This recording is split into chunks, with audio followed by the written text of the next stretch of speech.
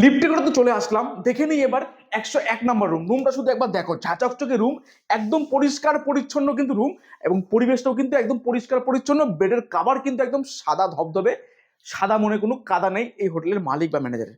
এখানে তোমরা কিন্তু থাকতে পারবে তিনজন, এবং ফ্যামিলি নিয়ে কাপেল বাচ্চা সমস্তটাই কিন্তু রয়েছে। একটা বড় মিরর রয়েছে যেখানে তোমরা বেডে শুয়ে কিন্তু বাইরের পরিবেশটাকে উপভোগ করতে পারবে। আর কি পাবে, এখানে একটা সুন্দর কিন্তু ওয়াশরুম পাবে, একদম পরিষ্কার পরিচ্ছন্ন বেসিং রয়েছে এবং আয়না রয়েছে, ওয়েস্টার্ন প্যাটার্ন রয়েছে, উপরে গিজার কিন্তু 24 ঘন্টার জন্য অ্যাভেলেবেল রয়েছে। আর কি পাবে, এখানে সুন্দর সোফা, নরম তুলতুলে একটা চেয়ার পাবে, দুটো চেয়ার। আর যদি বলি এইদিকে আমি ঘোরাই, তাহলে কিন্তু আমরা পেয়ে যাবো একটা সুন্দর মনোরম পরিবেশে কিন্তু সুন্দর একটা ব্যালকনি, যেখানে তোমরা মনের মানুষ, কাপেল, প্রিয়জনকে নিয়ে টাইম স্পেন্ড করতে পারবে এরকম চেয়ারে বসে, আর বাইরের এরকম মনোমুগ্ধকর প্রাকৃতিক দৃশ্য দেখতে পারবে। এটা কিন্তু কাজল দিঘি পার্ক।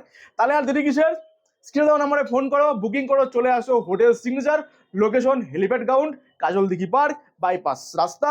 হোটেল থেকে বেরোলে তোমরা কলকাতা যাওয়ার বাস, সামনে কিন্তু পার্ক, পাশে রয়েছে হেলিপ্যাড গ্রাউন্ড। তোমরা যদি হেলিকপ্টার নিয়ে আসো, নামতে পারবে, ল্যান্ড করতে পারবে কিন্তু হেলিপ্যাড গ্রাউন্ডে। তাহলে কি আছে, এরম পরিবেশ উপভোগ করার জন্য বা এরম হোটেলে টাইম কাটানোর জন্য বা থাকার জন্য কিন্তু নিউ দীঘাতে আসতে হবে হোটেল সিগনেচারে। স্ক্রিনে নাম্বারে ফোন করো, বুকিং করো, চলে আসো হোটেল সিগনেচারে। দেখা হচ্ছে একদম ফুল ভিডিওতে YouTube channel travel with Suman. ততক্ষণ টাটা।